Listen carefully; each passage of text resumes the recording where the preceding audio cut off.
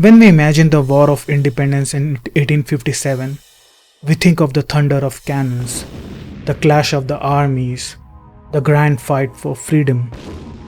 The pictures are etched in our collective memory through paintings and the retellings in mass media.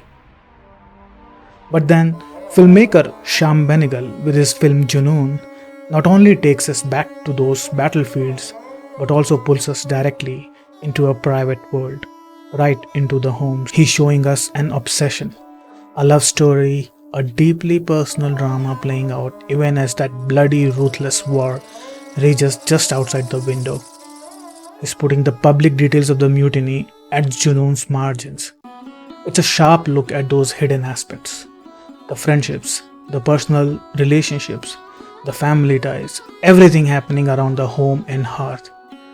It makes you wonder, doesn't it?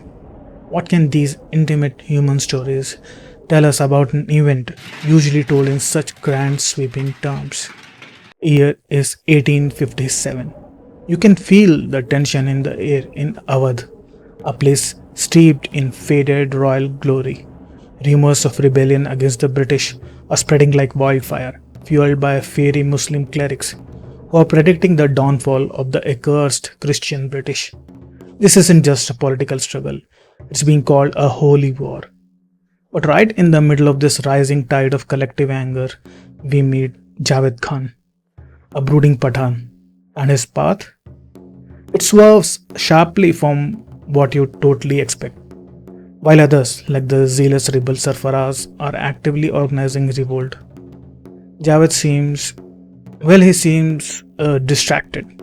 His gaze is fixed not on some public enemy but on a private prize. Ruth Labrador, a white Christian woman. When the mutiny erupts in a bloody massacre at the local church, Javed sees his chance. He doesn't join the big public fight for Delhi. Instead, he uses the chaos to capture Ruth and her family, bringing them right into his home. And his announcement to his own family? It's startling. He intends to marry Ruth. This isn't just about assault. It's a deep, almost desperate desire for possession. Not by assault, but by marriage and apparently respectable customs, seeking a complete dissolution of the self in marriage. Is this love or really an obsession that will not recognize moral, political, or religious boundaries? Seriously, how can a man in the throes of a national uprising be so completely focused on a personal conquest? What does this tell us about those hidden motives that can really drive human behavior, even during profound historical shifts? Jawad is more interested in quietly and self-indulgently tending his pigeons, while battle for his nation rages elsewhere. If Javed's obsession is a powerful force, then Mariam Labrador, Ruth's white Christian mother, is the unyielding, immobile object. She isn't just protecting her daughter, she is fiercely defending her against the threatening dark forces of the colonial subcontinent, completely personified by Javed. Ruskin Bond's novel paints her as magnificent and quite terrifying. She is like an enraged tigress, capable of disarming an armed man with nothing but her gaze. Javed himself confesses, "I was awed, I was subdued, I was unmanned. The sword was ready to fall from my hand." How does a woman, seemingly at a physical disadvantage, wield such incredible power over a dominant man in a patriarchal world? Junoon offers a truly provocative answer. The crushing emasculations of colonialism have a great deal to answer for. You see, Javed as a colonized man is culturally conditioned not to physically dominate a woman of a politically and economically superior class. His reticence isn't just chivalry, it's a profound, almost instinctual fear of a colonial reprisal. Mariam's defiance is firmly rooted in the implacable material forces of empire. She brilliantly leverages the specter of British power, knowing full well that Javed's desire for respectable marriage is also a vital insurance policy against a vengeful reprisal. Her private resistance is a direct mirror of the public colonial dynamic. This seemingly domestic struggle reveals the raw power dynamics of colonialism. played out not with guns but with intense gazes and cutting words. Within Javed's home, something truly fascinating unfolds, a microcosm of the colonial encounter. We witness not just conflict but surprising moments of solidarity among the women, somehow cutting right across the very lines the mutiny draws in blood. Firdaus, Javed's wife, understandably resents the presence of her interloping Labrador family in her home. But when Mariam, an Anglo-Indian fluent in Urdu, speaks to her with genuine humility and acknowledgement, asking for acceptance and forgiveness, Firdaus is pleasantly surprised and indeed touched. It's a moment of unexpected connection, rooted in shared domesticity and understanding. Even household work becomes this silent unifier. Ruth, the young English girl, is awkwardly trying to wash her clothes, and the Indian women of the house gently help her. They share these quiet moments like Ruth dancing joyful in the monsoon rain, completely captivated like an Indian child brought up in India. And in a truly lyrical segment, we see English and Indian women singing together in a tree grove. Mariam with a song from Shakespeare, the Indian women with Sawan songs, finding private moments of solidarity, despite both being condemned to a life in the confines of different configurations. These scenes powerfully remind us that human connection can absolutely transcend the artificial boundaries of race and nationality, if only for a brief, beautiful moment. Yet, you see how these fragile bonds are constantly tested by the deep-seated prejudices of colonialism. Ranjimal, their loyal friend, tries to offer Mariam reassurance by gently touching her hand, and she draws back as if stung. It's a sharp, painful reminder. Mariam fights fiercely to protect Ruth, viewing Javed and his world as the ultimate enemy. Look at how she reacts to Ruth in Indian clothes, calling her a Nach girl. She's pushing back against any hint of assimilation.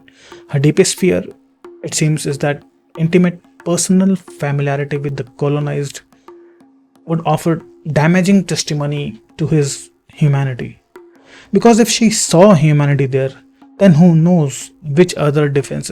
Junoon subtly hints at a different truth from Mariam. Look at her situation.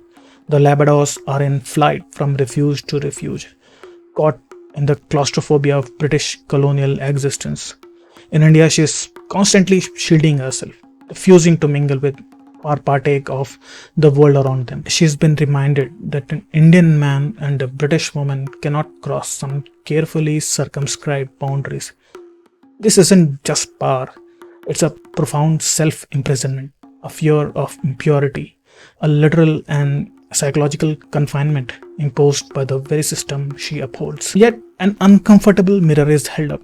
Mariam, as an Anglo Indian, is herself a product of the intermarriage of England and India. She is fluent in Urdu, able to converse with both Javed and Firdaus. You see her form an informal alliance with Firdaus and disapproving of Javed's obsession. There's a shared understanding, a solidarity found in the sphere of private domesticity. They share experiences like household work and even dependence on men. As the women note, the woman who does not have a man is nothing. Here's another layer to our riddle, and it's truly complex one. Why doesn't Javed Khan, a powerful Pathan man, simply assert his dominance and seize Ruth? I mean, in that time and place, he would not have crossed the bounds of acceptable behavior had he killed Mariam and seized Ruth. Yet he stubbornly insists on respectable customs, on marriage with divine sanction.